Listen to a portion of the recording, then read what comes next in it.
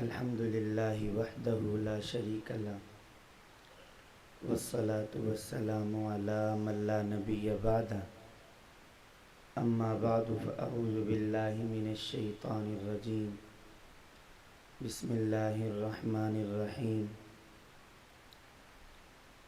انما یخشی اللہ من عبادہ العلماء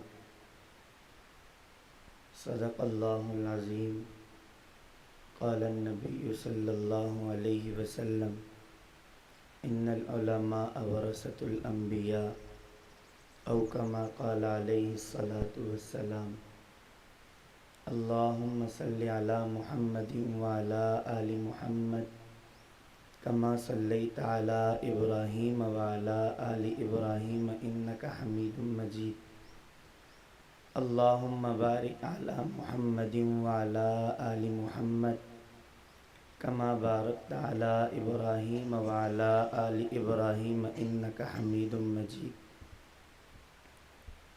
تجھے اے بلبل ناداں نوا سوجی ہے گانے کی، تجھے اے بلبل ناداں نوا سوجی ہے گانے کی، مجھے پڑی ہے فکر تیرے آشیانے کی۔ قفس بھی دام بھی مقراض بھی بالکل نئے ہوں گے، نئی تدبیر ہوگی تجھے پھندے میں پھنسانے کی۔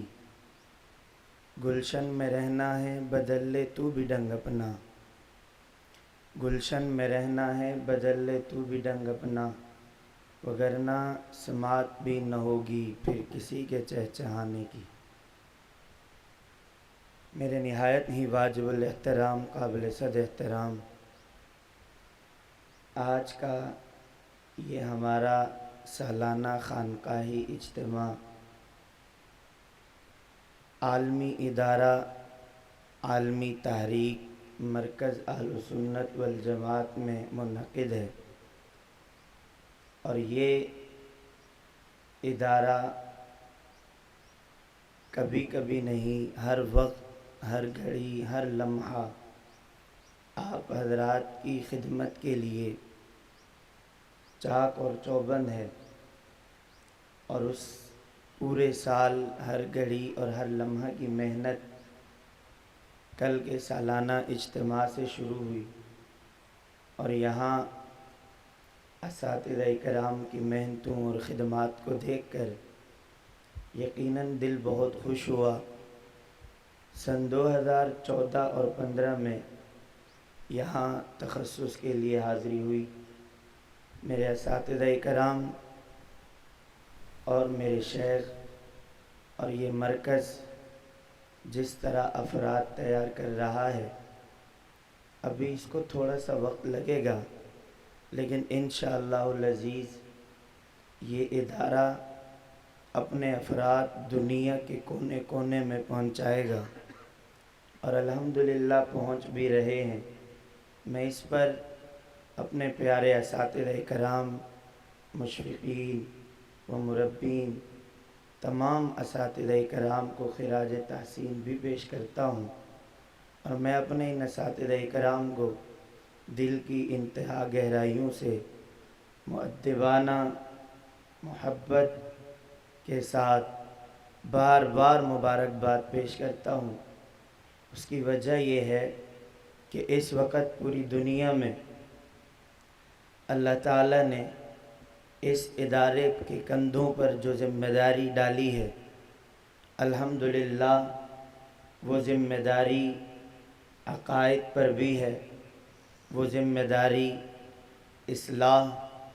اصلاحی حوالے سے بھی ہے، اور یہ ادارہ پوری دنیا میں جہاں تصوف کی بات کرتا ہے، وہیں پر یہ ادارہ عقائد کی بات بھی کرتا ہے۔ تزکیہ اور نظریہ دونوں کو ایک ساتھ یوں لے کر چل رہا ہے کہ آج سے پہلے اس کی کوئی نظیر نہیں ملتی۔ کہیں پر خانقاہیں تھیں تو عقائد نہیں تھے، کہیں پر عقائد پر کام تھا تو خانقاہوں اور تصوف کا مزاج نہیں تھا۔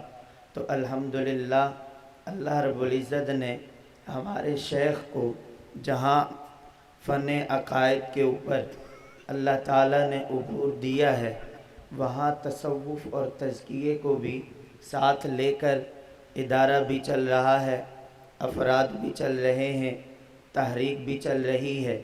اسی وجہ سے آج یہ ادارہ اپنے مسلک اور عقیدے پر اعتدال کے ساتھ کام کر رہا ہے۔ اعتدال کی بنیادی وجہ کیا ہے کہ عقائد بھی ہیں، تصوف بھی ہے، تزکیہ بھی ہے، نظریہ بھی ہے۔ اور میں آج کے اس اجتماع میں آپ جتنے لوگ دور دراز سے تشریف لائے ہیں، میں یہ پیغام دوں گا کہ جب اعتدال کے ساتھ آپ دین کا کام کریں گے، انشاءاللہ کبھی آپ کو مشکلات پیش نہیں آئیں گی۔ میں نے آپ حضرات کے سامنے اپنی گفتگو کی تمہید میں قرآن مجید کی آیت مبارکہ پڑھی علماء کرام سے متعلق، اور میں اپنی گفتگو کا پیغام آج یہی دوں گا کہ ہمارا علماء سے تعلق ہوگا تو فائدہ کیا ہے، علماء سے تعلق نہیں ہوگا تو نقصان کیا ہے۔ علماء سے تعلق ہوگا ہمیں دین بھی ملے گا، علماء سے تعلق ہوگا تو ہمیں دین بھی پورا ملے گا۔ اگر ہم علماء سے کٹ جائیں، علماء سے دور ہو جائیں تو پھر ہمیں دین نہیں بے دین لوگ ملیں گے۔ اگر ہم علماء سے ہٹ جائیں، علماء سے ٹوٹ جائیں، پھر پورا دین نہیں بلکہ ادھورا دین ملے گا۔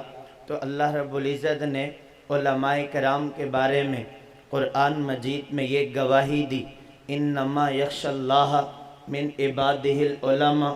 اللہ تعالیٰ نے جہاں باقی انبیاء کی بات کی، اللہ تعالیٰ نے صحابہ کی بات کی، اللہ تعالیٰ نے اولیاء اللہ کی بات کی، تابعین کی بات کی، تبع تابعین کی بات کی، وہاں اللہ رب العزت نے اس امت کے عظیم طبقہ علماء کرام کی بات بھی کی ہے کہ یہ علماء کو حقیر نہ سمجھنا، یہ علماء کو کمتر نہ سمجھنا، بلکہ یہ علماء امت محمدیہ کا بہت بڑا قیمتی اثاثہ ہے۔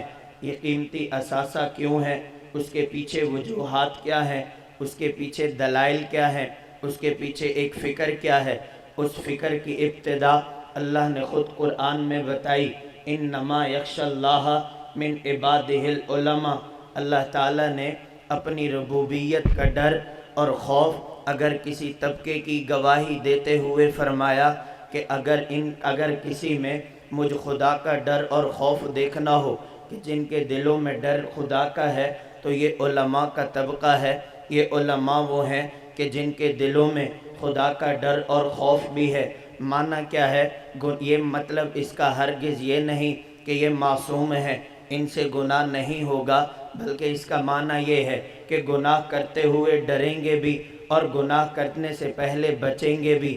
اگر گناہ ہوا تو گناہ پر ڈرتے ہوئے، اللہ رب العزت کے عذاب و قہر سے ڈرتے ہوئے یہ فوراً توبہ کریں گے۔ تو انما یخشی اللہ من عبادہ العلماء، اللہ نے اب ان علماء کے بارے میں قرآن مجید میں یہ بات کہہ کر علماء کے طبقے کی گواہی دے دی۔ پتہ یہ چلا کہ علماء کرام سے تعلق ہمیں مضبوط رکھنا ہے تو فرمان خدا موجود ہے، ادھر فرمان مصطفیٰ کیا ہے؟ اے اللہ کے رسول، یہ علماء کون ہیں؟ ان کے بارے میں آپ کی زبان کیا کہتی ہے؟ اللہ کے نبی نے علماء کے بارے میں یوں فرمایا، ان العلماء ورثۃ الانبیاء۔ علماء کے بارے میں تم پوچھتے کیا ہو؟ تم مجھ نبی سے علماء کے بارے میں، علماء تو وہ ہیں جو ابھی تک آئے نہیں، آپ کے سامنے تو صحابہ ہیں۔ اے اللہ کے رسول، صحابہ کی گواہی تو آپ نے دے دی، لیکن یہ علماء کی گواہی، فرمایا ان العلماء ورثۃ الانبیاء۔ علماء کا طبقہ وہ ہے جو ہم انبیاء کے وارث ہیں۔ اللہ آپ کے وارث، اللہ کے نبی آپ کے وارث ہونے کا معنی کیا ہے کیا آپ نے ان کے نام پر کوئی زمین الاٹ کی ہے؟ کیا آپ نے ان کے نام پر کوئی بینک بیلنس، کوئی اکاؤنٹ کھلوانے کی بات کی ہے؟ کیا آپ نے ان کے نام پر کوئی گاڑیاں دینے کی بات کی ہے؟ کیا آپ نے ان کے نام پر کوئی سونا اور جواہرات دینے کی بات کی ہے؟ کیا آپ نے ان کو جو وارث بتایا ہے؟ اب وارث بتانے کا مقصد کیا یہ ہے، جس چیز کے آپ مالک ہیں وہ تمام مال، جو مال اور دولت آپ کے پاس ہے، وہ سارا مال ان علماء کو ملے گا۔ فرمایا نانا ان العلماء ورثۃ الانبیاء، عالم انبیاء کے وارث ہیں۔ وارث کا معنی کیا ہے؟ اللہ کے نبی کے علم و عمل کو سیکھ کر، اللہ کے نبی کے علم و عمل کو اپنی زندگی میں لا کر، اللہ کے نبی کی سیرت اور صورت کو اپنی زندگی میں لا کر یہ خود سیکھیں گے، یہ آگے سکھائیں گے، یہ مجھ نبی سے علم و عمل سیکھیں گے، یہ مجھ نبی کی بات کو سیکھیں گے، فرمان خدا کو سیکھیں گے، فرمان مصطفیٰ کو سیکھیں گے، دنیا کے کونے کونے میں پہنچائیں گے۔ انبیاء کی وراثت یہ علم و عمل ہے، یہ وراثت یہ علماء کے حق میں ہے۔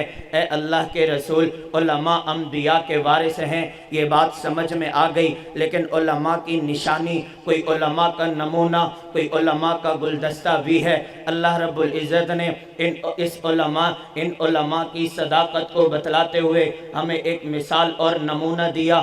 1866 کے اندر ہندوستان کے اندر ایک ادارہ قائم ہوا دارالعلوم دیوبند کے نام سے۔ حضرت مولانا حجت اللہ فی الارض بانی دارالعلوم دیوبند حضرت مولانا قاسم نانوتوی رحمۃ اللہ علیہ نے دارالعلوم دیوبند کی بنیاد رکھی علماء کرام کو پیدا کرنے کے لیے۔ اب یہ علماء دنیا کی اہم ضرورت تھی۔ چلتا چلتا سلسلہ انگریز کے دور پر آ کر رک گیا، جب انگریز نے یہ پلان اور سازش کی کہ ہمارے خلاف کون لوگ ہیں، ہمارا سامنا کون کر رہے ہیں، ہمارا ایجنڈا کامیاب کیسے نہیں ہوا، ہم کبھی مسلمانوں سے کبھی ہار نہیں سکتے، تو اس کے پیچھے وجہ کیا ہے؟ مسلمان کے پیچھے وجہ کیا ہے؟ جب انگریز نے دیکھا پیچھے مسلمانوں کی طاقت ہے، مسلمانوں کی طاقت کہاں پہ ہے؟ فرمایا مسلمانوں کی طاقت کو دیکھتے ہو تو ان کے سر پہ علماء موجود ہیں۔ یہ علماء وہ ہیں جو مسلمانوں کی کمان کو لے کر اپنے ہاتھ میں سنبھالے بیٹھے ہیں۔ یہ علماء وہ ہیں جو عوام کو رخ دیتے ہیں، عوام اس طرف جاتی ہے۔ یہ علماء وہ ہیں جو عوام کو سبق دیتے ہیں، عوام وہ سبق حاصل کرتی ہے۔ یہ علماء وہ ہیں جو غلط کو غلط بتاتے ہیں، مسلمان غلط کو غلط سمجھتے ہیں۔ یہ علماء وہ ہیں جس کو رد کر دیں عوام رد کر دیتی ہے۔ تو فرمایا وجہ کیا ہے؟ اللہ تعالیٰ نے ایک ہمیں ادارہ دیا ہندوستان کی سرزمین پر دارالعلوم دیوبند کے نام سے۔ حضرت مولانا قاسم نانوتوی رحمۃ اللہ علیہ جب ایک ادارے کی بنیاد ڈالتے ہیں، وہاں پہ سب سے پہلا شاگرد بیٹھنے والا حضرت مولانا ملا محمود دیوبندی رحمۃ اللہ علیہ ہیں، سب سے پہلے شاگرد ہیں۔ اور یہ ان کے استاد حضرت مولانا رشید احمد گنگوہی رحمۃ اللہ علیہ ہیں، یہ ان کے شاگرد ہیں۔ سب سے پہلے جب پڑھانے بیٹھتے ہیں، میں قربان جاؤں آج علماء کے وظائف پہ بات ہوتی ہے، میں قربان جاؤں آج علماء کی جیب خرچی پہ بات ہوتی ہے۔ تم جا کر ہماری تاریخ پڑھ لو، ہماری بنیاد کہاں سے ہے۔ حضرت مولانا قاسم نانوتوی رحمۃ اللہ علیہ نے جب اس استاد کو سب سے پہلے مدرسے میں قائم کیا، سب سے پہلے مدرس بنایا، تو فرمانے لگے 15 روپے آپ کی تنخواہ ہوگی، آپ نے اپنا گزر بسر اسی سے کرنا ہے۔ لیکن مولانا محمود دیوبندی، لیکن تم نے یہاں بیٹھ کر، اس چھت کے نیچے بیٹھ کر، اس دھوپ میں بیٹھ کر، تم نے اس چھپرے کے نیچے بیٹھ کر، اس درخت کے نیچے بیٹھ کر تم نے قال اللہ قال الرسول پڑھانا ہے، تم نے قال اللہ قال الرسول کی تعلیم دینی ہے۔ حضرت مولانا قاسم نانوتوی رحمۃ اللہ علیہ نے دارالعلوم دیوبند کی بنیاد رکھی۔ ان کے سامنے سوچ بہت وسیع تھی کہ دنیا میں افراد کو پیدا کرنا ہے۔ سب سے پہلے ایک استاد بٹھایا، وہاں سے شاگردوں کا سلسلہ شروع ہوا۔ چلتے چلتے پوری دنیا میں دارالعلوم دیوبند ہماری بنیاد ہے۔ دارالعلوم دیوبند سے وہاں علم و چراغ پھیلا ہے۔ दारुल उलूम देवबंद से पूरी दुनिया में उलमा फैले हैं, दारुल उलूम देवबंद से पूरी दुनिया में मराकिज़ देवबंद के कायम हुए हैं। दारुल उलूम देवबंद की बरकत से आज दुनिया में जो असली शक्ल में दीन कायम है, जो दीन का पहरा है, उसके पीछे सबसे पहली मेहनत हुज्जतुल्लाह फिल अर्द बानी दारुल उलूम देवबंद हज़रत मौलाना कासिम नानोतवी रहमतुल्लाह अलैह की है। बुनियाद उन्होंने डाली, आज दीन पे पहरा उलमाए देवबंद दे रहे हैं। उसकी वजह यह है उलमाए देवबंद के पीछे एक जो सोच है, एक जो फिक्र है, वो बहुत अजीम है। वो सोच और फिक्र क्या है? कहा दीन का पहरा भी देना है, दीन को दिफा भी करेंगे, दीन को फैलाएंगे भी। ये सोच और फिक्र सहाबा कराम से शुरू हुई। अल्लाह के नबी के सबसे पहली शागिर्द सहाबा कराम हैं। सहाबा कराम ने अल्लाह के नबी से दीन को सीख कर दीन को फैलाया भी है, दीन को सीख कर दीन का दिफा भी किया। दारुल उलूम देवबंद ने सहाबा कराम के नक्शे कदम पे चलते हुए अपनी जानों के नजराने पेश करके दीन को फैलाने की बात भी की, दीन को बचाने की बात भी की, और ये ऐलान किया हरी है शाखे तमन्ना, अभी जली तो नहीं, दबी है आग जिगर की, मगर बुझी तो नहीं, जफा की तेग से गर्दन वफा शहारों की, कटी है बरसरे मैदान, अरे कटी तो है मगर झुकी तो नहीं। तो मेरे अजीज दोस्तों, मैं दारुल उलूम देवबंद की बात मैंने शुरू की और हम बैठे हैं मरकज़ अहल सुन्नत वल जमात सरगोदा में। मैं अपने असातिज़ा कराम के बताए हुए सबक और अपने असातिज़ा कराम की दी हुई तालीम से मैं आपको बात और मैसेज वो आखिर में जो देने लगा हूँ वो बहुत बड़ा फिक्रमंद है। उलमाए देवबंद ये उलमा अंबिया के वारिस। आप कहेंगे उलमा तो सब हैं, लेकिन सिर्फ बात उलमाए देवबंद की क्यों है? मैंने कहा मैं ये क्यों न कहूँ कि उलमाए देवबंद वो हैं जिन्होंने दीन के हर शोबे में अपनी खिदमात अंजाम दी हैं। मैं उलमाए देवबंद की बात क्यों न करूँ जिन्होंने दीन के हर शोबे में खियानत के साथ नहीं, अमानतदारी के साथ दीन की बात की है। मैं उलमाए देवबंद की बात क्यों न करूँ जिन्होंने अपनी इखलास की वजह से आज इस पूरी दुनिया में दीन के मराकज़ को कायम किया है। मैं उलमाए देवबंद की बात क्यों न करूं जिनकी वजह से आज मुझ और आप तक कुरान मजीद हमारे सामने मौजूद है। आज पूरी दुनिया में काल अल्लाह काल रसूल की तालीम है। आज पूरी दुनिया में कोई ऐसा शख्स नहीं जिसकी निस्बत दारुल उलूम देवबंद से न हो। मैंने कहा आज ये मशाइख मौजूद हैं, ज़रा तारीख जाग के उठाओ, दारुल उलूम देवबंद के साथ इनकी निस्बत जुड़ी है। उसकी वजह यह है कि दारुल उलूम देवबंद इखलास की बुनियाद पे कायम हुआ। दारुल उलूम देवबंद की तारीख को पढ़ो, फ़ने तफसीर में देखें, दारुल उलूम देवबंद के फुज़ला ने, उलमाए देवबंद ने फ़ने तफसीर में अपनी खिदमात अंजाम दी हैं। अगर फ़ने अहादीस में देखें, अहादीस की तशरीहात में देखें, उलमाए देवबंद ने फ़ने अहादीस में, फ़ने तफसीर, फ़ने अहादीस में अल्लाह के नबी की अहादीस की वजाहत की है। अगर उलमाए देवबंद को देखें तो खिताबत के मैदान में उलमाए देवबंद ने पूरी उम्मत की रहनुमाई की है। अगर उलमाए देवबंद को देखें तो फतावा की फहरिस्त जा के देखें, फतावा दारुल उलूम देवबंद के नाम से, फतावा मुफ्ती, फतावा किफ़ायतुल मुफ्ती के नाम से आप पूरी फहरिस्त पढ़ते चले जाएं। आपके मसाइल और उनके हल तक हज़रत मौलाना मुफ्ती यूसुफ लुधियानवी शहीद रहमतुल्लाह अलैह के आम फहम मसाइल के हल तक आपको हर बात पे फतवा मिलेगा। उलमाए देवबंद की बात क्यों न करें? उलमाए देवबंद ने तसव्वुफ के मैदान में अपने आप को बनवाया है। उलमाए देवबंद की बात क्यों न करें जिन्होंने रद्दे फिरक़े बातिला में आज दुनिया में दंदान शिकन जवाब दिए हैं। उलमाए देवबंद की बात क्यों न करें? अगर ईसाईयत ने बात की तो जवाब उलमाए देवबंद ने दिया है। अगर रद्द कादियानियत पे बात आई है, मिर्ज़ा मलऊन के खिलाफ तहरीक उठाने की बात आई है, उलमाए देवबंद ने उठाई है। اگر قلم کی طاقت سے قادیانیت کو جواب دینے کی بات آئی ہے، علماء دیوبند نے جواب دیا ہے۔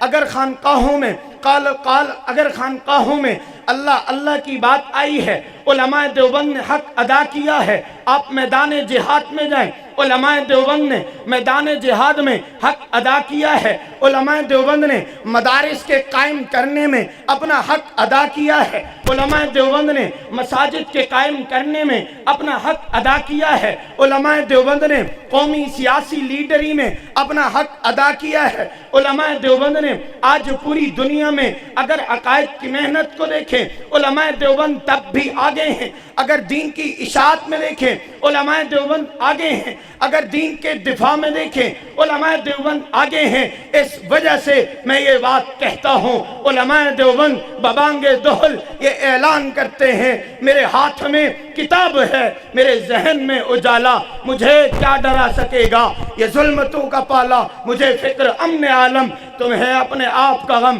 میں طلوع ہو رہا ہوں تو غروب ہونے والا۔